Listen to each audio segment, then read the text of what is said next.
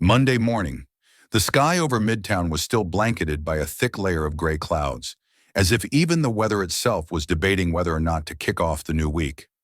At the top floor of Kessler Plaza, the headquarters of the Hearth and Hollow restaurant chain, a man stood with his back against the glass wall, silently gazing down at the dense traffic below. In his hand was a cup of black coffee, unsweetened, long since gone cold, but not because he forgot it. He was busy drinking something else. Silence. Miles Kessler, 43 years old, was a man whose name anyone in the F&B industry had heard of, if not respected.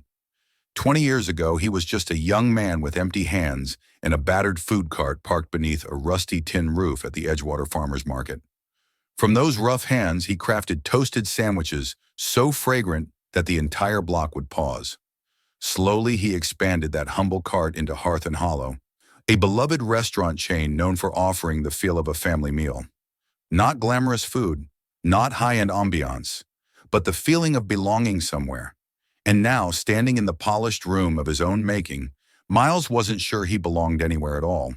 The latest quarterly revenue report sat on the desk behind him. Total profits down 17% year over year. That alone wasn't catastrophic given the scale of the operation. But what made it harder to breathe was the red ink note at the bottom of the page. New customer growth, minus 5%. Internal employee satisfaction down significantly. Multiple unexpected resignations. Next to it was an internal audit from the marketing department, delicately stating that the Hearth and Hollow brand was losing favor among its original loyal customer base, those who once considered the place a cherished childhood nook, a warm morning ritual, a cup of hot cocoa with whipped cream offered free of charge. Miles didn't need anyone to explain what was happening. He felt it clearly. The soul of the brand he built with kindness and trust was slowly being eroded by its own expansion, and maybe by himself. Over the weekend, he had stumbled upon a lengthy one-star review from a single mother in Ohio. The review didn't criticize the food, but recounted how her 6-year-old son had been asked to leave the kids' play area by a security guard for eating too slowly and bothering other customers. Below the review were hundreds of comments, many sharing similar experiences, being rushed, neglected, treated like a burden. A brand that once made people feel valued was now making them feel small. Miles walked out of his office, leaving behind all the reports, the numbers, and the meeting schedules. No secretary, no assistant, no chauffeur. Just him, Miles, a man wearing a fabric jacket with frayed shoulders, faded slip-on shoes, and a restless heart. He stopped by the archive room on the ground floor. There, among dusty financial records, he rummaged through a small wooden box, old and unassuming. Inside was his very first name tag, engraved with the words, Miles, founder, cook, cleaner, friend. Beneath it lay a faded card, handwritten in careful purple ink. Never forget why you started. Mom. No one knew that his mother was the first person to invest in the business, by selling the only pair of wedding earrings she still owned. Even fewer knew the vow he had once whispered at her grave. I'll build a place where people can eat well and never feel alone. Miles tightened his grip on the card, then slipped it into his chest pocket.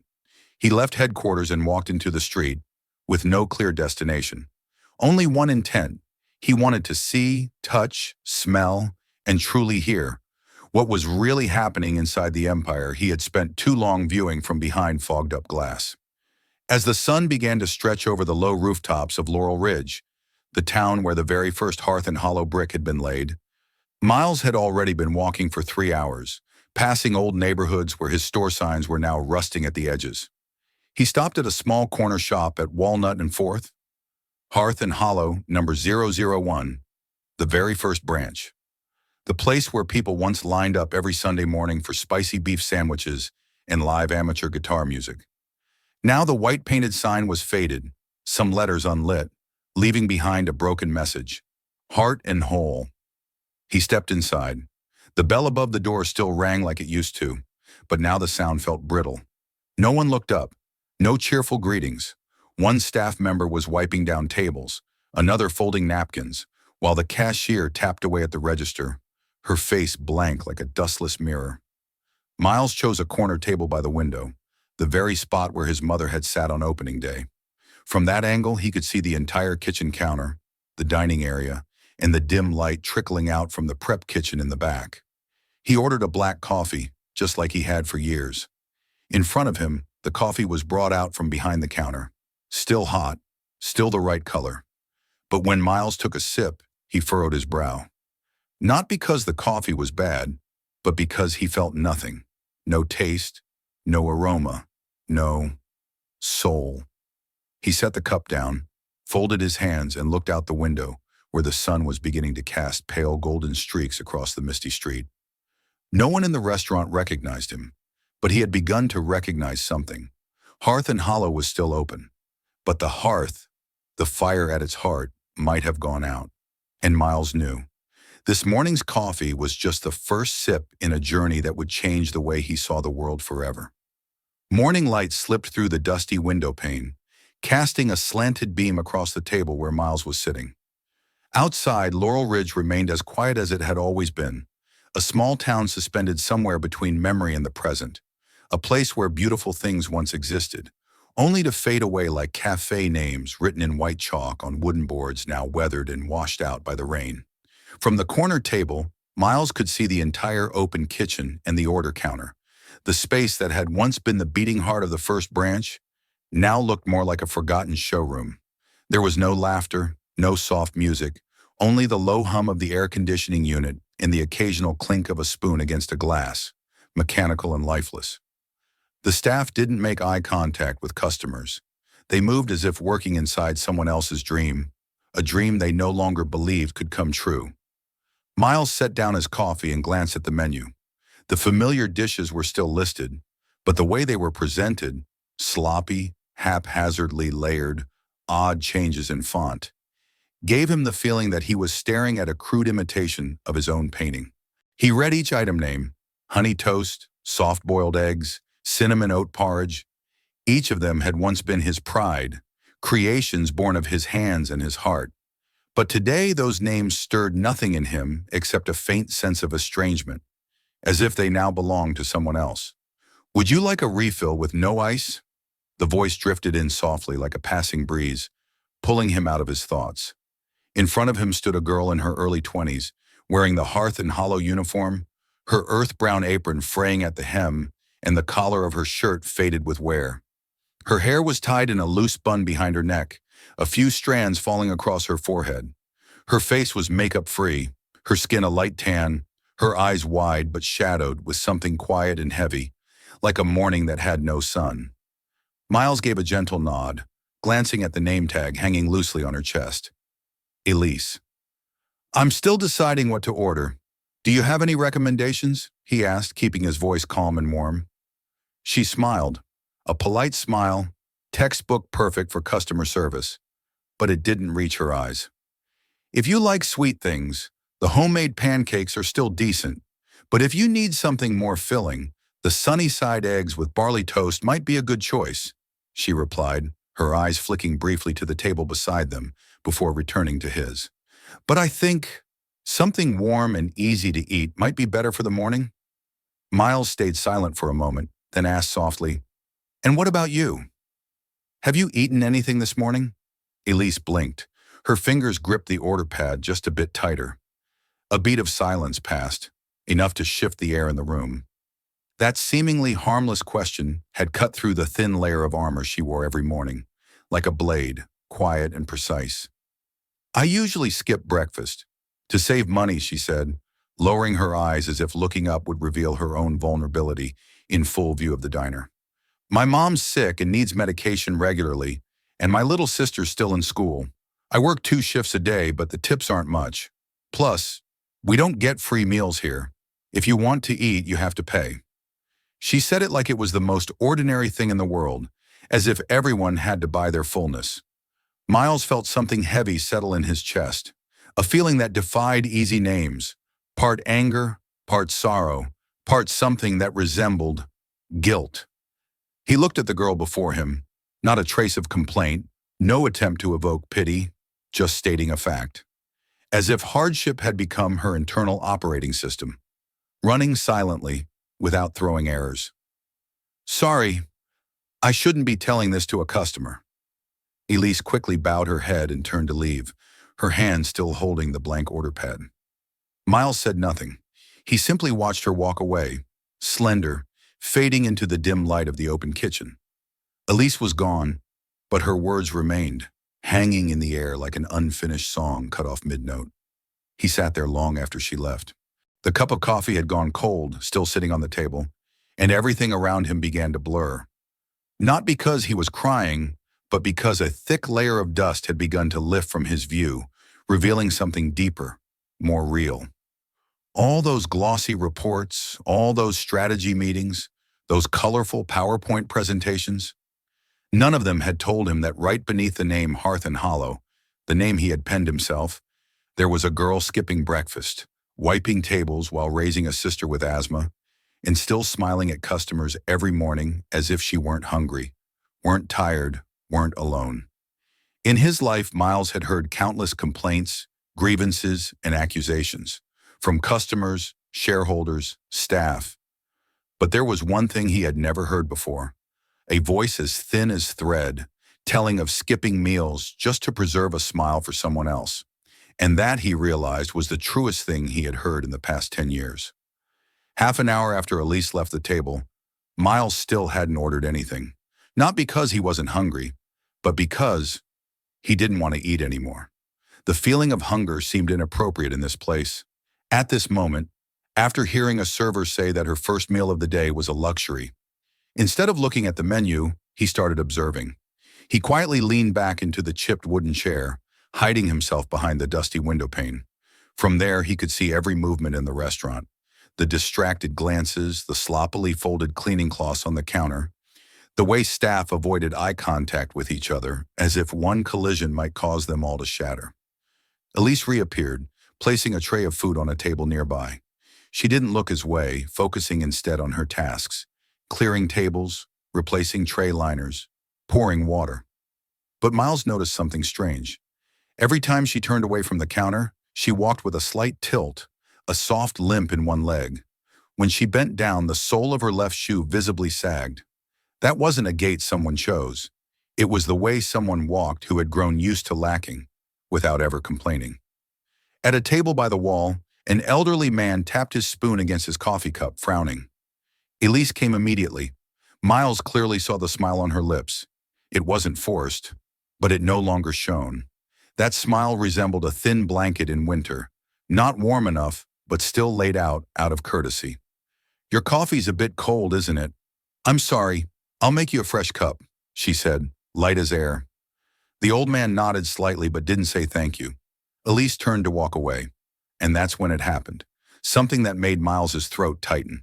As she passed a table just vacated by a customer, Elise bent down and picked up a half-eaten pancake left on a tray. She didn't toss it into the trash. She pulled a small handkerchief from her apron pocket, carefully wrapped the piece of pancake, then quickly tucked it into the inside pocket of her jacket. The act took about 2 seconds, but to Miles it played like a slow-motion film, not because of its speed, but because of its weight. A server picking up discarded food left by a customer, wrapping it in a handkerchief like it was a small gift. No one saw it. No one reacted, and perhaps no one ever truly noticed. But he did, and he didn't look away. When Elise returned to the counter, Carter Briggs, the man whose name and title Miles knew all too well from dozens of internal reports, was standing there. Carter was tall, wearing a light blazer, hair slicked back with gel, and a sleek digital watch on his wrist. He didn't smile. He simply scanned Elise's tray and asked, "Table 14 hasn't paid?" Elise shook her head gently. "Not yet. They said they'd pay in cash after ordering more." "Did they order?" Carter asked, his tone already impatient. "I haven't had a chance to ask yet. I was bringing the cup." "No excuses, no blaming. Just do it." Carter cut her off, then turned and walked toward the manager's office. Elise didn't respond. She returned to the table, continuing her task with the same gentle smile. Miles watched and felt something unusual. She wasn't angry. She wasn't annoyed. She didn't resist. She just kept going, as if she had long accepted the role of being the shield that absorbed all the bad weather during her shift. Miles turned his gaze elsewhere. He tried to think of something positive, but he couldn't. Suddenly, a quote he had posted in the meeting room 5 years ago flashed through his mind. You don't measure a brand by its menu, but by how the people at the bottom survive. He realized he had betrayed that very quote. The clatter of a spoon falling to the floor pulled him back to the present. Elise bent down to pick it up and apologized to the customer, even though she wasn't the one who dropped it. As she stood up, one of the younger staff members at the counter whispered something to her. Elise shook her head. The boy chuckled and turned away. Miles couldn't hear the conversation, but he understood its meaning, and he saw clearly the way Elise stood still a second longer than usual, her eyes dimming before she moved on again. The staff had begun rearranging chairs in preparation for the lunch rush. Elise walked past and asked, "Can I help?" A young girl named Marla looked at her and said quietly, "You still got strength, huh?" It wasn't a joke, and no one laughed. Elise didn't respond. She simply nodded, then lifted one of the heavy chairs herself. Miles felt his throat dry out. He set down the cold coffee cup again, and this time, didn't pick it back up. There was something in this restaurant, unnameable, immeasurable, that was rotting through the wooden beams of the very culture he once built. He quietly looked up at the menu board on the wall. The old wooden board had been repainted with cheap white paint, the chalk writing smudged by handprints. Sloppy, soulless. In the bottom corner was the slogan he had once handwritten with a fountain pen when opening the first branch. Every table should feel like home. Someone had crossed out that line in red marker and written over it, "Smile, upsell, move on." He stared at those words, as if they were twisting every fiber of muscle inside his chest. Smile, upsell, move on. Was that really what they taught each other now? Not greet customers by name, not remember regulars' allergies, not kids get extra whipped cream on Fridays. Only smile, sell more, and move on. And Elise, she was the only one left who hadn't moved on. Miles looked away from the menu board. At the corner of the counter, Elise was quietly counting her tips. 3 quarters, 2 nickels, and a $2 bill folded into quarters. She stared at them for a long time, as if calculating how much to keep for dinner and how much to use to buy asthma medication for Alina, her little sister whom he had never met. And it was in that moment Miles realized something. Elise wasn't invisible. People just refused to see her. By 10 a.m., the first rays of sunlight began slanting through the glass by the checkout counter, touching the row of metal tables lined against the wall, as if trying to rouse a space that had slept too long. But no matter how far the light reached, the cold remained. Not the cold of weather, but the kind that seeped in through how people treated each other. Miles stood up, leaving the cold coffee on the table. He didn't head outside. Instead, he walked across the dining area, hugging the wall that led toward the back storage. That path was still the same. Faded black and white tiled floor, dim fluorescent lighting, and the faint rattling of the ice machine echoing like the wheezing breath of an elderly person. No one paid attention to him. A middle-aged man in a worn coat, cap pulled low, face expressionless, walking toward the employee area. In a system falling apart, he was the most normal-looking thing. And that, strangely, made it the perfect disguise. The storage door creaked open. No one was inside except a vegetable cart, a few unopened delivery boxes, and a musty smell, as if time had stopped moving there long ago. Miles bent down to look inside a foam container. The spinach was turning yellow, some leaves spotted with brown mold. He opened another box. Tomatoes, soft and sagging, some already split with juice leaking into the bottom, soaking the cardboard until it sagged and peeled. The sound of the back door swinging open pulled him back to the present. A man with short blonde hair, wearing a deep blue shirt, Carter Briggs, was speaking to a delivery guy just outside the loading lot. Neither noticed Miles standing in the dim corner behind a metal rack filled with sauce containers. "You know the drill," Carter said, waving his hand with the ease of habit. "Whatever's on the truck is fine as long as the price looks right. No one here's checking every leaf of lettuce." The delivery guy, thin patchy beard, snorted. "Boss wants a clean invoice, right?" "Yeah, clean. And don't forget the usual," Carter said, extending his hand. The guy pulled a thick envelope from his jacket pocket and slid it into Carter's hand with the skill of a seasoned actor. Miles didn't blink. His heartbeat slowed. Not from shock, but because he'd started anticipating this moment from the second he saw the lifeless smile on Elise's face. And now that it was happening, he wasn't surprised. He was ashamed. Low-quality goods. Food no longer fresh. No inspections. No follow-up. And above all, no one dared speak up. Because in this place, silence wasn't a choice. It was a condition for survival. Miles stepped back, then turned to leave the storage room. But just as he passed the trash bin near the exit, a thin voice stopped him. "Elise skipped lunch again?" It was the voice of a young new hire, maybe 18, folding napkins in the break room nearby. "Probably," a male voice replied, soft but clear. "Yesterday she brought home half a leftover cookie and split it with her sister. Meanwhile, I'm over here drinking tap water." The girl gave a sad chuckle. One time she went 2 days without eating, just to take her mom to the asthma clinic. Still showed up on time, still smiling. I swear, Elise must be a lost angel or something. Miles stood there, not speaking, not breathing, just listening. When he returned to the dining area, Elise was standing at table 3, the one he'd sat at earlier, replacing the tray liner and wiping the table with a damp cloth. A little boy at the table across from her dropped a piece of bread. Elise bent down to pick it up, smiling. Then when the child wasn't looking, she slipped the cleaner half of the bread into her apron pocket. No one noticed. No one asked. And no one said she was wrong. Miles returned to his seat, sitting down like someone who had lost all weight. The cold coffee had been replaced with a fresh cup. Maybe it was Elise, maybe not. It didn't matter anymore. On the neatly folded receipt tucked to the edge of the table, a small printed suggestion read, "Upsell recommendation, today's Eggs Benedict." Miles closed his eyes. In his mind, he saw the handwritten note he once placed on the very first menu. Breakfast is not a transaction.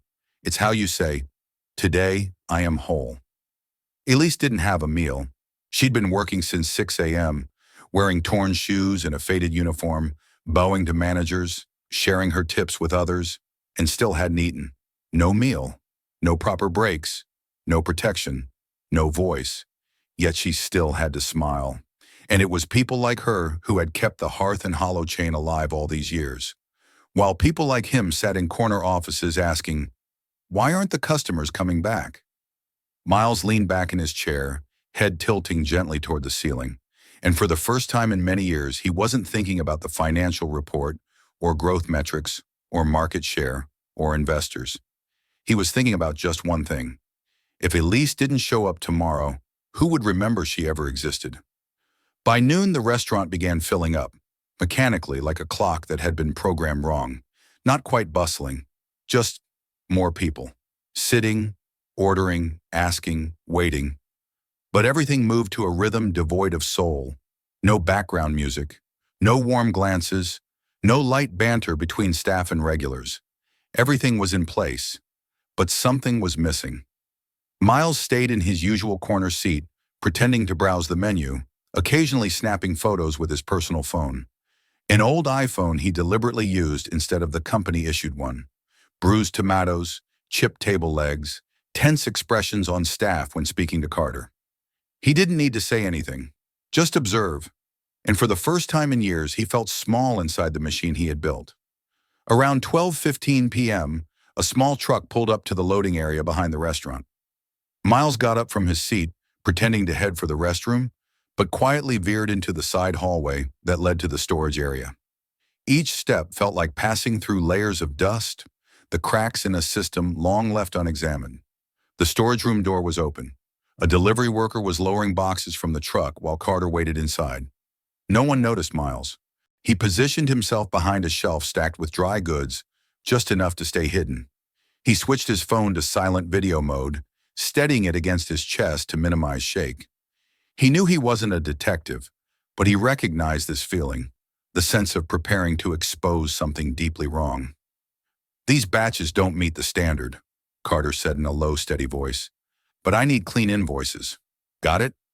"Got it," the delivery guy replied quickly, like it was a ritual they'd repeated 100 times. "Need me to re-sticker the boxes?" "No need," Carter said, pulling a thin brown envelope from his jacket pocket. "You handle your end. I'll take care of the rest." Miles squinted. A transaction, no paperwork, no product checks. And of course, no official cameras in the back storage. That had been a decision made by a regional director 4 years ago to give staff more flexibility with deliveries. He slipped the phone back into his coat pocket, turned and exited through the emergency door. No one saw him, but he saw everything. Back at the front, he sat at his table and began writing in the small notebook he always carried. Substandard food products. Manager accepts deliveries without inspection. Transaction without invoices. Untraceable envelope. He paused, then added, "What is Elise eating each day?" From a table behind him came the sound of awkward laughter. Elise was talking with a group of customers, probably regulars, seemingly more friendly than most. But as she turned away, Miles saw it. The smile dropped from her face as fast as it had been lifted. Her expression faded, as if no one had actually seen her presence. A few minutes later, Elise returned to the dishwashing station. A tall young employee with dyed gray blonde hair, Caleb, if Miles remembered correctly from the name tag, looked at her and smirked. "Seemed chipper this morning. Got tipped well, huh?" Elise didn't respond. She smiled faintly and kept drying glasses. Caleb tilted his head. "Heard you brought home a cookie from the trash tray yesterday? Should have left that for me." Still no reaction. Elise kept wiping. Carter showed up right then, tapping his clipboard against his hand. "No time for chit-chat. If you're not working, clock out." Neither said a word. Elise bowed her head. Caleb walked away in silence, but not before shooting her one last look. Miles saw it all from his seat. His fingers tightened, not out of rage but out of sorrow. No one was angry that Elise picked up discarded food. They just accepted it as expected. As if a restaurant worker skipping breakfast was something entirely normal. As if it wasn't wrong for an employee to have to choose between eating and preserving dignity. Hearth and Hollow was once the place he proudly declared, "Here, everyone gets a share." Now Elise's share was leftovers, divided tips, pitiful glances, and cutting jokes sharp as winter wind. And Carter, the one running this location, was out back accepting envelopes, nodding at spoiled produce, barking at employees, and stripping away the last decent thing left in this place. Miles took a deep breath, placed his hand on the table, and touched a dent in the wood. A dent he remembered from 16 years ago, when a little boy accidentally knocked over his glass of water and Miles himself had knelt to clean it up. No one ever brought that up again, but he remembered. And if he still remembered, then he could still fix it. Around 1 p.m., the air inside the restaurant began to thicken, not from the smell of food, but from the accumulation of invisible things. Pressure from waiting customers, the clattering of plates and cutlery, Carter's harsh shift reminders echoing like a train horn with no reply. Miles stepped away from the dining area, quietly following the left hallway that led to the staff break room. He knew the way, of course. He had been the one to request it be built there, away from customers, close to the kitchen, with a door leading to the auxiliary storage room. But it wasn't for convenience. It was to give employees a quiet place to rest, far from the noise. What he never expected was that place would become a place to sleep for a girl who no longer had time to live. The break room door wasn't locked. Miles gently pushed it open. He didn't turn on the light. Only the dim yellow glow of an old filament bulb lit the gray tile floor. Elise was asleep. No bed, no couch. She was lying on her side, head resting on a fish sauce crate, back leaning against a steel rack stacked with cartons of cooking oil. Her hand cradled a phone set to silent. The screen was still faintly lit. Miles didn't step in. He stood quietly in the doorway, watching her in that rare stillness. There was a tiredness on Elise's face, an old, quiet exhaustion. Not just physical fatigue, but the kind that settles into people who have spent too long trying to do something they know is unfair, yet still cannot bring themselves to stop. The screen on her phone showed a clear bank notification. Medical bill payment, $3,860. Insufficient funds. Below that was a list of expenses: asthma medication, regular inhalers, x-ray fees for an elderly patient. Miles swallowed hard. Elise shifted slightly. A soft cough came from her throat, dry, drawn out, then fading away, as if she didn't even have the strength to finish the cough. The phone slipped from her hand, sliding onto the floor and tapping the tip of Miles's shoe. He bent down, picked it up, and gently placed it on the rack. In that moment, he saw the crack on the phone screen's top corner. Not completely shattered, but enough to tell it had been dropped too many times. Elise stirred slightly, lips dry and pressed together. In her dream, perhaps she was hearing Carter yelling, or her little sister asking, "Did you get the medicine yet?" Or maybe nothing at all, just the quiet needed to survive. Miles reached into his coat pocket and pulled out a packet of tea-dip biscuits, the kind he always brought on business trips, a habit from his poorer days. He opened the pack, broke one in half and placed it beside Elise's phone. Then he quietly left. He didn't expect her to thank him, nor did he think the gesture was grand. It was just, in that moment, he couldn't stand the thought of someone like her having to sleep on a crate of fish sauce, holding a phone that announced debt, and still having to rise and smile when the afternoon shift began. Back in the dining area, he returned to his usual corner seat, but didn't look at the menu. He opened his small notebook. Elise. No proper breaks, no standard place to rest, medical debt nearly $4,000, lunch break on cold tiles, no blanket, cup, sign of exhaustion. Below, he added in darker ink, "At what point does a human being become important enough not to have to sleep beside fish sauce crates?" About an hour later, Elise returned to the floor. No one noticed she'd been gone. No one asked if she'd eaten. Carter simply tossed her a slip listing items to check in storage, then turned away. Elise nodded, slipped the paper into her pocket, and walked to the counter. Miles watched closely. Her eyes were still the same, no different than that morning. No resentment, no complaint, nothing but acceptance, like it was just the way things were. But only he knew. She had just woken up from a sleep as thin as tissue paper. Behind her was the smell of old fish sauce. Ahead of her was a day still far from over. When a child dropped a spoon, Elise was the one to pick it up. When the coffee machine jammed, Elise was the one to fix it. When a customer got the wrong order, Elise was the one to apologize. When Carter made a mistake but needed someone to take the blame, Elise was the one who stepped up. She was like a sponge, absorbing every problem in the restaurant, and yet never the one thought of when year-end bonuses were handed out. Miles watched her pass the counter, her gait still uneven from the broken shoe sole. She walked slowly, her cheekbones slightly sunken, eyes still bright but blinking just a beat too long. She was the face of a culture that needed saving, but no one saw it, because she didn't cry, she didn't shout, she didn't quit, she didn't cause trouble, she just continued.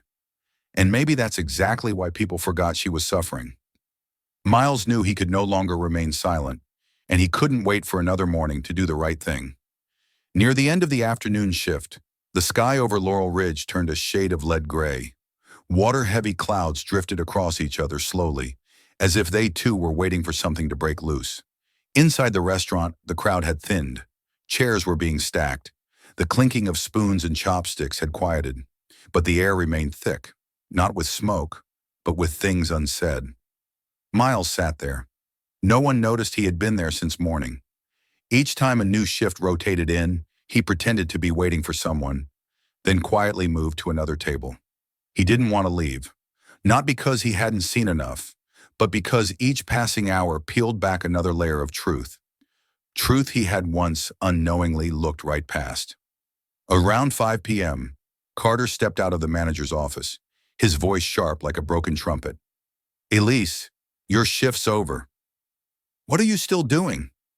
Elise was wiping down the soda machine, a task no one had asked her to do, but she did it anyway, out of habit. She nodded, removed the cloth from the handle, and walked behind the counter, placing everything back on the shelf. No one thanked her. No one acknowledged it, and she didn't wait for it either. Miles watched her quietly enter the break room, then return just a few minutes later. Same uniform, but now with a thin windbreaker thrown over it, torn along one side. In her hand was a faded dark gray fabric tote bag, one handle frayed and torn, knotted together with a rubber band. She bowed slightly to the last remaining customer, then pushed the door open to leave. And at that moment, the rain came down. Not a drizzle, not a sprinkle, a downpour. Heavy, relentless, cold, and violent, as if the entire sky were screaming the things people didn't dare say out loud. Miles shot up from his seat. Through the fogged-up glass, he saw Elise running quickly toward the back parking lot, head bowed, one hand clutching the bag, the other pulling something from her jacket pocket. It was a white cloth, not a raincoat, not an umbrella, just a thin piece of fabric she wrapped around her head to shield her soaked hair. In the rain, she weaved between puddles, her feet slipping slightly but regaining balance. She stopped near a hidden corner by the recycling bins, pulled from her bag a thick folder, wrapped carefully in plastic. Miles stepped closer to the window, eyes locked on Elise. She opened the folder. Inside were hospital papers, printed with cold, hard numbers. Patient name, Elena Navarro. Billing items, lung scans, maintenance asthma meds, routine checkup fees. At the bottom, bolded in black, payment due within 7 days, or account will be transferred to collections. Elise trembled, not from fear, from cold. Rain soaked through her windbreaker. Wind whipped at the cloth on her head. But she didn't run. She just took a deep breath, then pulled from her pocket a handful of small bills, $1 notes, a few quarters, a wrinkled 5. She counted slowly. 1, 2, 3. Up to 49, then stopped.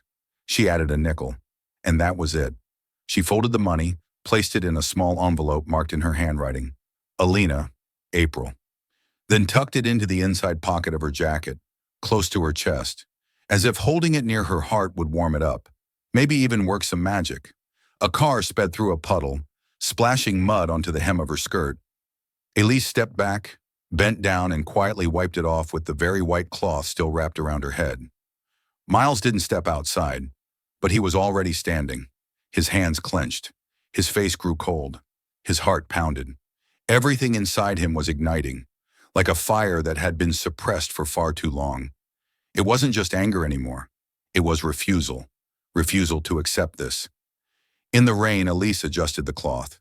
She lifted her head, inhaled deeply, and walked. Quick, small steps, but steady. She didn't run. She didn't hide. She still bowed slightly to a customer leaving the parking lot, her smile no different than before. Miles whispered as if to himself, "She just faced down a storm without needing anyone to see it." In that moment, he no longer saw the restaurant. He didn't hear the rain. He wasn't thinking about tomorrow. He saw only one thing. If he didn't act now, not just Elise, but so many others, would continue walking through storms wearing white cloths on their heads, and no one would even ask if they were cold. The next morning, Laurel Ridge didn't greet the day with sunshine, but with rumors. From the moment the doors opened, the restaurant was buzzing. Elise heard it first from Marla, who had received an unusual call from the regional HR office. "There's a special inspection this morning, possibly a senior-level review of employee conditions." Carter heard it last, and when he did, he clenched his clipboard so tightly his fingers turned white. He glanced around the dining area, saw no unfamiliar faces, but still barked at the staff. "If you haven't fixed your hair, go to the restroom now, wipe down the menu boards, and don't argue where customers can hear." Elise said nothing, but her hand tightened slightly around the cleaning cloth, trembling just a little. Not from fear, but from a feeling both old and unfamiliar. Hope, but cautious. 9 a.m. The hour hand touched the mark like someone pressed a switch. The glass door swung open. A man stepped in. Not in the worn jacket and low-pulled baseball cap like yesterday, but in a tailored navy suit, polished Oxford shoes, and a gleaming name tag pinned to his chest. Miles Kessler, CEO and founder. Hearth and Hollow. No one said a word, not a single greeting, not one sound. Just widened eyes, spoons frozen midair, and a room full of people suddenly silenced, as if someone had sucked all the noise from the building. Elise stood behind the counter mid-wipe on the glass. Her eyes met his, and in that instant, the fog of yesterday came crashing back. His coffee, the question, "Have you eaten yet?" and the small piece of pastry she tucked into her pocket.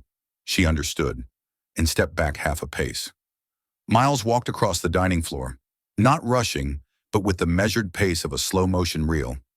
He stopped in the center of the room, turned in a slow circle, his eyes scanning every face, as if searching for something long buried. He took a breath, then spoke.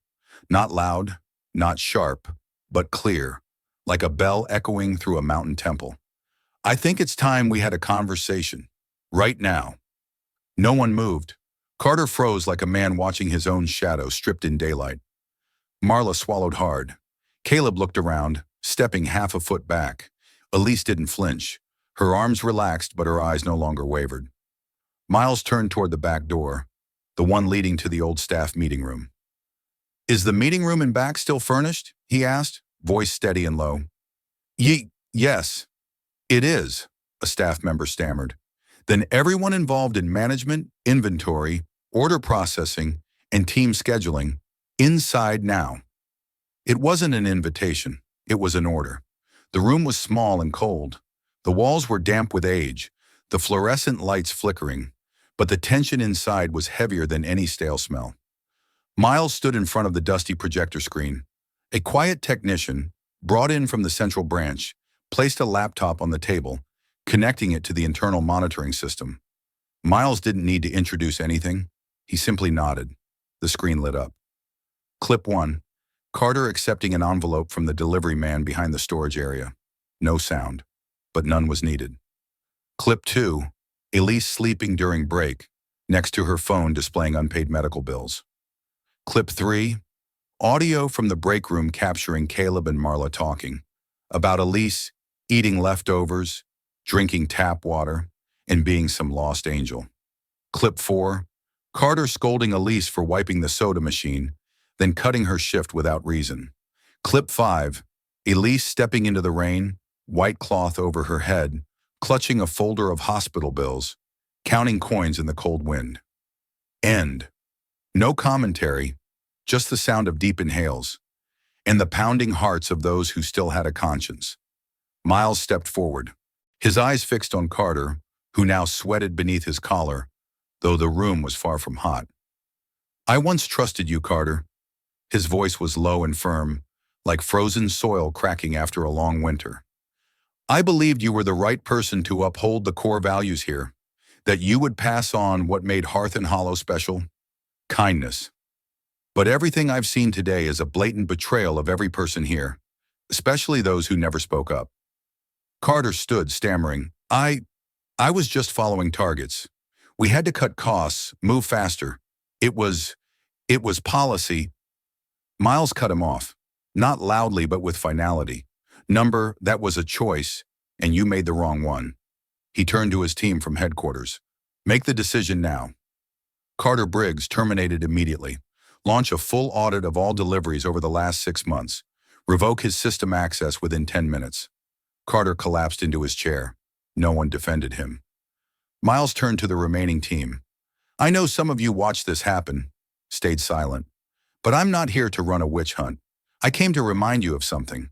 We used to be better than this, and we can be again." He paused, looked at Elise. She was still standing by the door. Her face was wet, whether from yesterday's rain or something that had just melted inside her, no one could say. Miles asked, his voice softer, "Elise, with everything you've been through, why did you stay?" Elise lifted her head. Her answer was only 6 words. "Because I believe it's not too late." The air in the meeting room was thick like glue. No one shifted. No one breathed deep. Even the ceiling fan above, buzzing faintly all morning, seemed to stop spinning the moment the last video clip ended. Miles stepped toward the center of the room.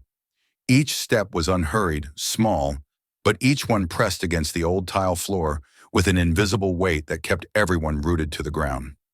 Behind him, the screen remained frozen, an image of Elise wrapped in a white cloth, clutching medical bills in the rain, the broken reflection of streetlights in her eyes like a storm she had crossed alone. Carter Briggs slumped in the seat across from him.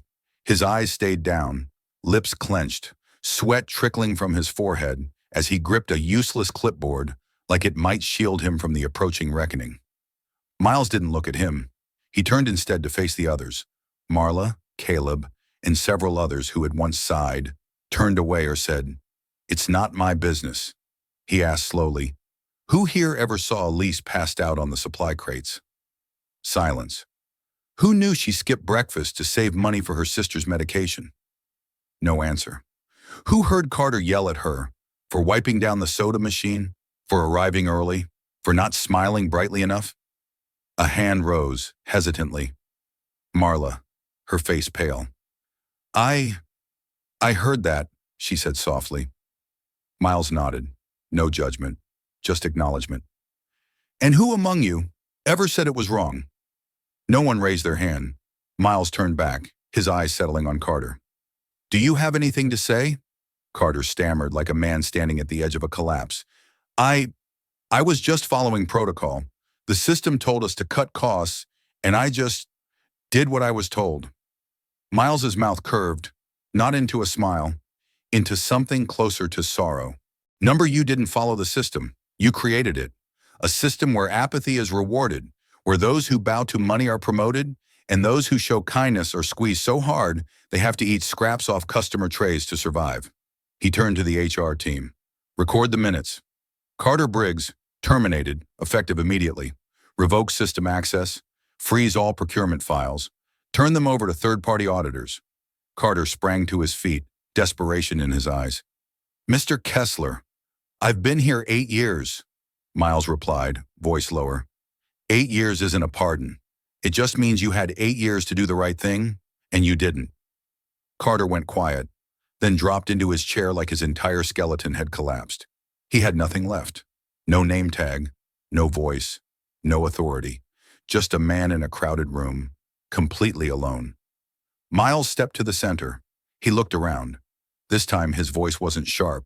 It was measured, steady, and clear. I didn't come here to conduct an inspection. I came here to remember why I opened my first restaurant. It wasn't because I was a good cook. It was because I believed a warm meal could heal a person. His gaze fell on Elise, still standing quietly against the wall. And the one who reminded me of that was her. He reached into the breast pocket of his suit and pulled out a thin envelope. Inside was a sleek black bank card, nestled in a plain paper box with her name printed neatly on it. Elise Navarro. He walked forward. No podium, no stage lights, no forced applause. Just a quiet act that felt sacred. He placed the card into her hands. There's $50,000 on this card. This isn't a reward. It's not pity. It's an investment. And I want you to join Hearth and Hollow's management training program. Starting today, you're the assistant branch manager. Elise didn't move. Her eyes widened. Her hands didn't shake, but the tears came, rising before she could stop them. Because you said it's not too late, he echoed her words from the night before. And because I believe you are the first light that needs to be reignited in this place that's lived in darkness far too long. Behind them, someone began to clap. One beat, then another, then the entire room. It wasn't polite applause. It was the kind of clapping that says justice just called someone by name. Elise broke down. She didn't wail. She didn't fall. She simply cried. The first time she allowed herself to be fragile in a place that had demanded her strength at all costs. Miles turned his back to the group and looked toward the small window on the wall, where the early sun had begun to slip through the glass bars. He whispered to no one but himself, "We've let the sun set for far too long, but today, it just rose again." After the final round of applause, the room gradually returned to silence, but it no longer felt heavy. The air was as if it had just been cleansed by a storm. Everyone remained standing, hesitant to move, as if afraid they might break the moment hanging in the air.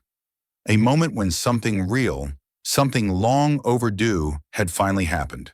A decent person had been recognized at exactly the right time. Elise was still standing where she had been, holding the card and the envelope containing her scholarship documents. She didn't speak. She simply breathed, for the first time in months, perhaps a full breath, not squeezed between back-to-back shifts, not hidden behind a tired smile. She looked at Miles. Their eyes met like two people who had just come through the same storm, one walking with her feet, the other with his conscience. Miles turned back toward the meeting room. I didn't come here to hand out money, and I know this amount can't undo everything that's been wrong. But what I can do is make sure it doesn't keep happening. He paused, then looked toward the left corner of the room, where an older man with silver hair and a dark shirt had been standing silently since the beginning. Mark Letter, the veteran sous chef who had been with this location from the very beginning. Mark was the one who had handed Miles his first dish towel when the place opened. He had taught the kids how to stack plates without breaking them. He had stayed year after year, even as everything around him slowly eroded. And now his eyes, though no longer burning with hope, still held something steady, like, "I'm listening. Please don't let me down again." Mark stepped forward. His voice was gravelly, worn. "Mr. Kessler, I'm not against what you just did, but I need to ask. We all do. Is this real? Will it last? What happens when you leave? Will the system just go back to how it was?"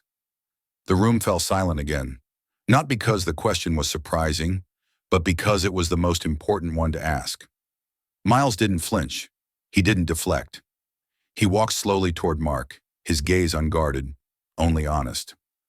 "Mark, I can't promise that everything will be perfect starting tomorrow. I won't promise that every manager from top to bottom will become kind just because I stepped in. But I will promise this. I won't go back to the office. I won't return to that high floor. I won't be a CEO who reads glossy reports while in my own kitchen. People are surviving on leftovers and smiling just so they don't get cut." His voice dropped lower. "I forgot once. But I'm learning again. And if I can learn, then all of Hearth and Hollow must learn too." Mark looked at him for a long moment, then nodded, without saying anything else. Miles turned again, this time to face all the employees. "I'm staying at this branch for the next 3 days. Not to inspect, but to work. I'll help in the kitchen, wipe tables, take out the trash, run the line if needed, because I want to see it myself and fix it, detail by detail." Then he looked toward Elise, who had now stepped forward from the corner of the room closer to him. "And the person who will be helping me lead this change will be Elise." Elise startled slightly, but she didn't step back. She took a deep breath, for the second time that morning, and stepped forward fully. Her face was still wet, but no one looked at her like a victim anymore. Every gaze on her now held something entirely different. Recognition. Miles handed her a new name badge. Elise Navarro, Assistant Branch Manager. No more flimsy plastic sticker with her name scrawled hastily. This was engraved, polished, and pinned over her heart. Elise bowed her head to receive it, but before she pinned it on, she spoke. Not loudly, not forced, but clearly, word by word. "I don't need pity, I just need fairness." The room went still. Then the clapping started again, but this time it was short, sharp, and resolute, like a vow. At the end of the meeting, Elise was escorted to a temporary office to prepare her new workstation. Miles remained behind with Mark and 2 other managers. He sat in the same chair Carter had occupied earlier that morning, looked around, and quietly asked, "How many more like Elise are out there, in our other branches?" Mark didn't have to think. "More than you think, and they're still smiling, because they believe no one cares." Miles nodded, then pulled out his phone and typed a message to the senior leadership group. "Compile a list of all employees with special circumstances within 72 hours. Not for discipline, but to start listening." One day after that fateful meeting, the entire Laurel Ridge branch had transformed so completely that no one would believe it unless they saw it with their own eyes. The same old wooden tables with peeling paint, the same row of long benches along the wall, the same dim yellow glow from overused bulbs. But in the air, something had awakened, like trust stirring after a long, deep sleep. Elise arrived earlier than ever. She no longer wore the frayed uniform, but a crisp white shirt, dark trousers, and a gleaming new name tag on the right side of her chest. As she entered the restaurant, a few heads turned, not to assess, but to greet. Marla, the one who had once spoken carelessly about Elise, was the first to approach. She handed Elise a hot cup of coffee with a small label on the lid. "Manager's first morning." Elise smiled, not politely, not awkwardly. She simply nodded in thanks, then began walking the floor, checking tables, soda machines, spice cabinets, the cooling zone. Miles arrived precisely at 7:50. He didn't enter through the front door but came in from the back kitchen, as if to remind everyone that real change never begins in the lobby. but in the hottest, heaviest, and most neglected places. In his hand was a red folder, labeled in bold. The Hearth Rebuild Initiative. Rebuilding not just restaurants, but relationships. At a short morning meeting inside the Laurel Ridge branch, in front of the entire staff, he officially announced 1. A 20% base wage increase for all frontline employees across the system. 2. Expanded insurance coverage, including immediate family members. 3. Creation of the Hearth Care Fund, an emergency support fund for employees facing medical or personal hardship. 4th, launch of the Rising Leaders Program, a scholarship and fair advancement track for all employees, regardless of age, education, or starting point. 5th, installation of an anonymous internal feedback system with guaranteed CEO office response within 72 hours. All of this was signed, sealed, and sent to every location the same day. No middlemen, no forgotten meeting minutes. But what shocked people most wasn't the numbers. It was the last thing Miles said before closing the folder. We've spent too long talking about how to raise revenue. Starting today, I want us talking about how to raise trust. Because a system doesn't run on Excel sheets. It runs on human dignity returned to where it belongs. A round of applause broke out. Mark, the one who had asked, "Will this really last?" was the first to clap. For the next 3 days, Miles did not return to corporate HQ. He stayed in a small hotel near the train station. Each morning he arrived at Laurel Ridge by 6:45 a.m., and each evening he left with the closing shift. He personally took notes on every issue, every tiny need, a squeaky faucet, a crooked chair, an outdated POS terminal. Not for show, but because he wanted to lay each brick back in place with his own hands. Elise worked closely with him, not as a temporary assistant, but as a partner. She listened to other staff, handled shifts with the steady calm of someone who had walked through hunger, humiliation, and still kept her smile intact. One afternoon, while Elise was teaching a new employee how to stack orders without overlap, an elderly customer, Mrs. Hanson, walked in. A former regular, she had stopped coming over a year ago, saying, "This place doesn't feel kind anymore." Elise approached, greeting her by name, not because they were close, but because she had memorized the names of all the customers who had disappeared. Mrs. Hanson smiled, for the first time in many months, and whispered, "This time, the bread smells like it did the day I first brought my grandson here." Miles overheard. He gave a small nod, not out of pride, but because he knew the sun was coming back, and this time, it wouldn't set too soon. At the end of day 3, Miles sat by the window seat. Elise brought over 2 cups of ginger tea, one for him, one for herself. They sat in silence. "People are asking," Elise said, "if you're really going to change everything." "I can't change everything," Miles replied, "but I can begin, and I won't stop." Elise nodded, then said, soft as morning light, "Then, let me go with you." 6 months after Carter Briggs was terminated, the Hearth and Hollow branch at Laurel Ridge hosted something unprecedented.